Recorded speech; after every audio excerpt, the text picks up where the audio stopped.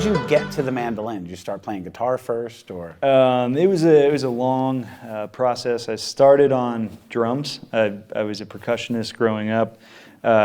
Played drum set in jazz band. Started playing with some kids in high school. Still kind of going with the jazz. Yeah. Okay. In a punk band, and then was mostly a guitarist. After that, I learned how to play guitar, and then got to the mandolin because one year I decided to hike the Appalachian Trail from Georgia to Maine, and a guitar was too heavy to throw on my back, so I took a mandolin, and I just learned within those 2,000 miles in the woods. Yeah. So when you first started playing drums, right, and you were younger and getting into music, I mean, is this the path you saw yourself taking, or was it just like, I want to bang on some drums? I didn't see myself going down that road as a profession at that point. And then, I started playing with this punk band, and again, I was like, I was getting good grades. I was like, well, I'll probably do something, some other professional. I'll work an office job or something. I just figured that's probably where my life's headed. I had a revelation on the trail. It was, I was like just playing mandolin. I think I was playing like Amazing Grace or something. I figured out the melody and just playing it. And some lady was in her tent.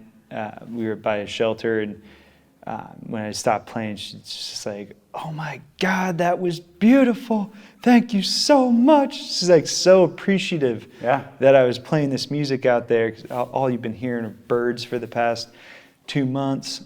And it was that moment where I was like, if this thing makes me happy and this thing makes her happy, this is what I should be doing, for my life. This is what I'm meant to do. And it was kind of after that moment that I was like, I'm not going to be happy if I'm not doing this and creating music. In this day and age, we actually have the most, I think, freedom career-wise and financially than other generations. And that letting younger people know that they don't have to go into an office if they don't want to. If that's what doesn't fit them, inspire them to do something else. Mm-hmm. Because now you can monetize artistic pursuits a lot easier than you used to be able to. It doesn't have to be, I'm going to hit it big and sell records. And there are so many levels of being a professional musician.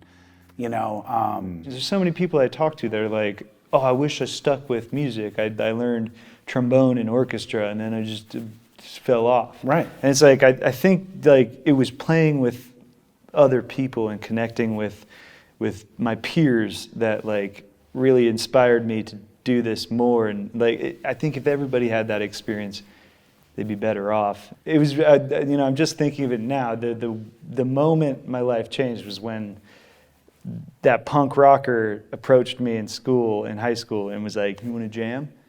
And like that was like a pivot point where it's like my life went in a different way, because now I'm jamming with people, I'm hanging out. This has become like music has gone from this atmosphere to this environment, and this is way more fun, and it got me hooked, And it's more than the music, obviously. It's just about, I think, how we relate to the world as music lovers or musicians. And once you realize that that's what you're meant to do, you can't take the blinders off. Yeah, it's true.